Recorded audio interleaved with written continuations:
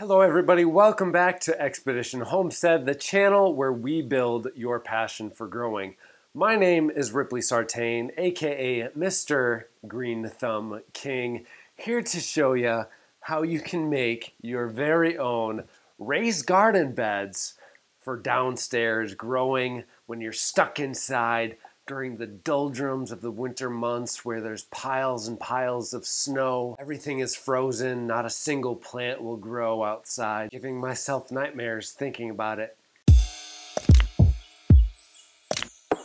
So yeah, winter can be hard sometimes, but it's fun little experiments like this one here that keep me excited for growing during the winter months and keep you all entertained as well, because we're going to have all sorts of fun experiments inside of this raised garden bed. So without further ado, I'll show you exactly how I made this here. This is the Maccourt Super Tub. This is a polyethylene plastic tub. So would it be food safe? Technically, yes, you could grow food in here, even though I'm not really sure if I'm going to grow food in this or not. We mostly plan on growing all sorts of flower cuttings, flower tubers, flower seeds, stuff like that. Everything that we can have fun with growing and experimenting with over the winter. But the base of this, the tub, is called a Maccourt Super Tub. Very, very durable. It's a perfect size for these shelves that we have here down in the basement as well.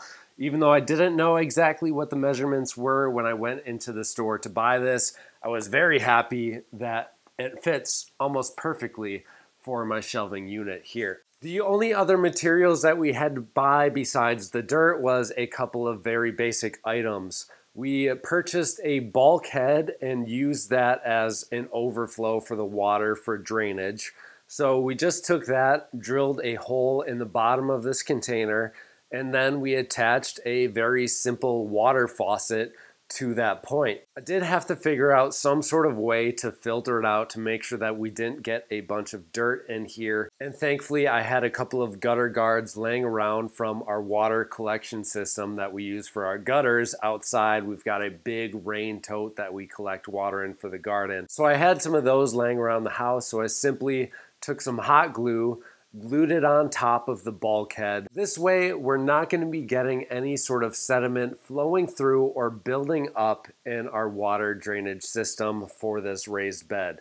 That's going to be very important, because in order to duplicate the same type of growing conditions that our plants would be in outside, we are going to prefer having a tub with drainage. Otherwise, you do have to keep a closer eye on your watering schedule, your watering frequency as well. A lot of different variables that are going to change if we don't have a tub that drains. Can you grow in a tub that doesn't have drainage holes? Absolutely, yes. I will say it a million times. Yes, you can grow in a container inside your home, whether it be a big container like this or a smaller one that you've got your single houseplants in. You can grow in those without any sort of an issue. You just need to keep a closer eye on it. So with this system here, I would much rather not have to worry about that, which is why we put in the drainage down beneath it. The next product that I found to be the perfect addition for attaching to this faucet that we added was a washer hose or a dryer hose. You can find this in the appliance section of your hardware store. This is basically a short section of hose that has a connector, a female connector, on both sides of the hose. This way we can connect one end of the hose to our faucet, and then the other end is going to be going into a bucket or a tray or something like that, where we're going to be collecting the water and most likely repurposing it and dumping it back into the garden bed over and over again as it fills up. The soil that we used to fill these beds was just a plain old Miracle-Gro garden soil, specifically made for flowers. Now I know I'm probably going to get people yelling or saying or commenting in the section below that you got to treat that soil. You got to make sure that it's sterile before you put it inside. You've got to get rid of all that bacteria that might be growing, any funguses, any bugs. All that. There's so many things that you don't want to bring into your home. Well, what I did was set these outside in the garage for a few days just to make sure that if there were any bugs around them in the soil that they would maybe be flushed out after that time period has passed. But as far as the different bacteria goes, that bacteria is going to be present in the air in my home, in my basement, outside, inside, no matter where you go, there's going to be some bacteria in the soil. It's present everywhere. Just because I bring it inside and I treat it doesn't mean that after putting it down in my basement that I'm not going to have bacteria growing.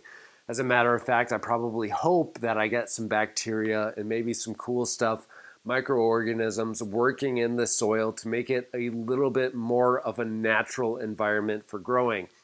That's kind of my idea with growing in a larger raised bed that I have downstairs is I'm able to duplicate a natural growing environment a little bit more than I would growing in separate pots. I also think we're going to be able to grow quite a few plants in these. I have 2 of these put together, ready to grow all sorts of seedlings and flowers. I am very, very excited for it. It's going to be a lot of fun. My whole premise behind trying to grow in a larger raised bed downstairs like this is that I'll be able to more closely duplicate and resemble the natural growing environment for our plants. I do think the hardest part about this is going to be germinating seeds because of the temperature. Down here it is a little bit colder. I would say it's about 68 degrees down here. I should probably get a thermometer just so I know exactly how cold it is to make sure that I'm not just wasting my time with these seeds germinating downstairs. I might germinate them in a seed starting tray if I have to and then transplant them into this grow bed. But that's going to be all part of the later videos that we put out here on our experiments growing downstairs in the basement. My firsthand intuition tells me that seeds will germinate down here no problem. Because I've germinated all of my vegetable seeds, I don't think the flower seeds will be very much different. If I do have a specific variety where it does need a higher temperature for germination, I'll make note of that and possibly get a seed starting mat, a germination mat that keeps that soil temperature a little bit warmer, or I'll start them outside or upstairs for that matter in a seed starting tray and then transfer them downstairs. But by using this method of this nice large growing area, I think we're going to be able to grow a lot of plants, get some good production out of these plants as well. Specifically to let you all know, I think I'm going to be growing a lot of dahlia tubers, gladiolas, bulbs, experimenting with different cuttings throughout the winter months while we're stuck inside. So I'm kind of just preparing for all of that to come so I can make sure I give you all some exciting gardening content throughout the winter months here in Wisconsin. I'll tell you what, I'm excited. I think it's going to be a blast.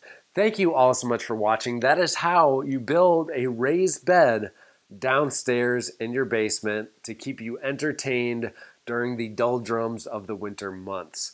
Happy gardening, and we'll see you in the next episode.